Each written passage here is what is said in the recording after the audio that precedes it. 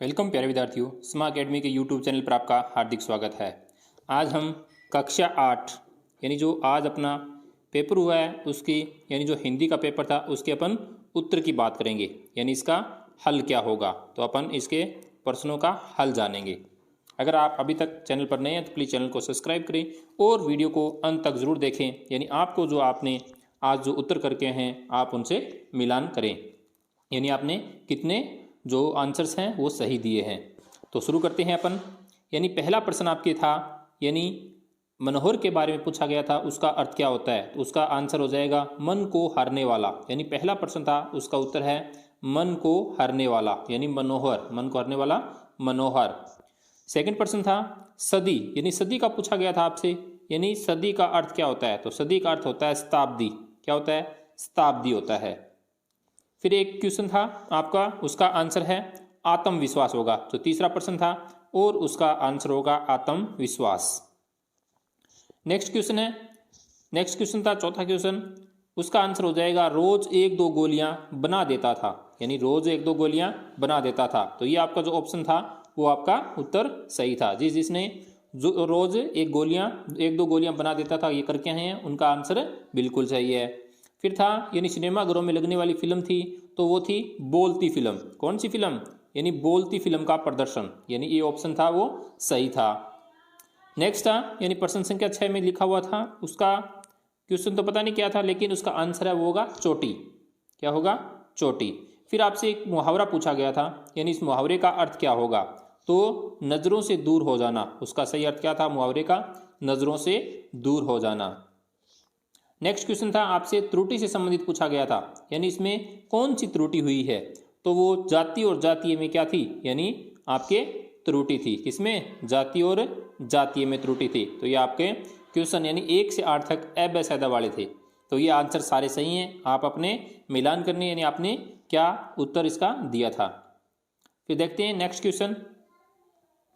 Next question था कोई ध्वनि से संबंधित प्रश्न था, यानी ध्वनि कविता में संदेश दिया गया है कि जीवन में आने वाले संकट और बाधाओं से निराश नहीं होना चाहिए। यानी ध्वनि कविता में यह संदेश दिया गया है कि आपको जीवन में जितने भी बाधाएं आती है, संकट आते हैं, विफलताएं आती है, उनसे कभी आपको निराश नहीं होना चाहिए, ताकि उनका डटकर सामना करना चाहिए। फिर नेक्स्ट प्रश्न था यानी बादल के आपसे पर्यायवाची पूछे गए थे। तो बादल के पर्यायवाची यानी मेघ, यानी बादल के पर्यायवाची 2 पूछे गए थे। तो एक होता है मेघ, एक होता है घन। तो इसमें मेघ का हो जाएगा, इसमें पर्यायवाची यानी इसका अर्थ भी यानी वाक्य में प्रयोग भी करना था।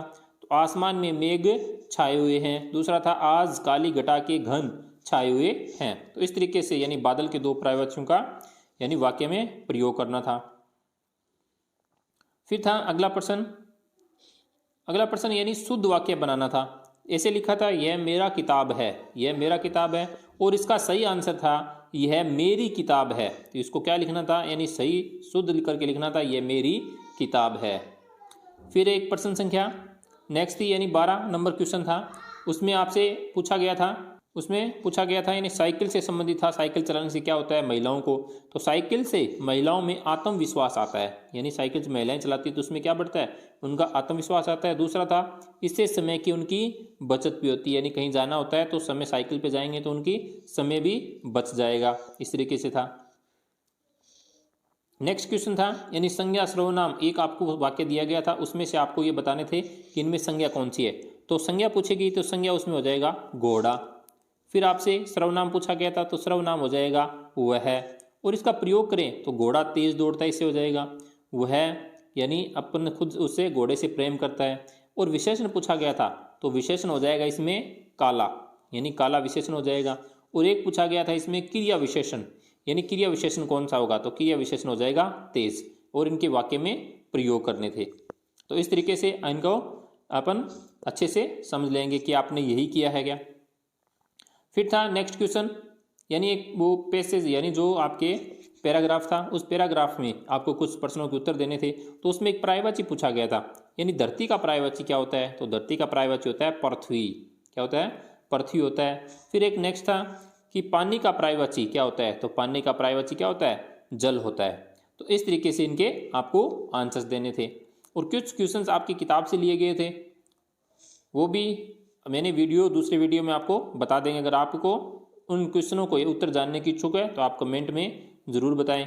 और फिर उसके बाद में आपके एक था प्रार्थना पत्र आया था। प्रार्थना पत्र था यानी अपनी चचेरी बहन की यानी शादी के अंदर जाने के लिए 3 दिन की छुट्टी की एप्लीकेशन थी। कितने दिन की? 3 दिन की छुट्टी की एप्लीकेशन थी। और एक निबंध था यानी कोरोना महामारी पे, या जल है तो जीवन है, इस पे आपको एक पैराग्राफ लिखना था। तो ये आपके यानी कुछ जो आपका पेपर था हिंदी का उसके सॉल्यूशंस हैं। तो आई होप कि आपने यही किए होंगे आपके एग्ज़ाम के अंदर। तो ऐसी तरीके की यानी आंसर्स जानने के लिए प्लीज़ चैनल को सब्सक्राइब जरूर करें। Thank you.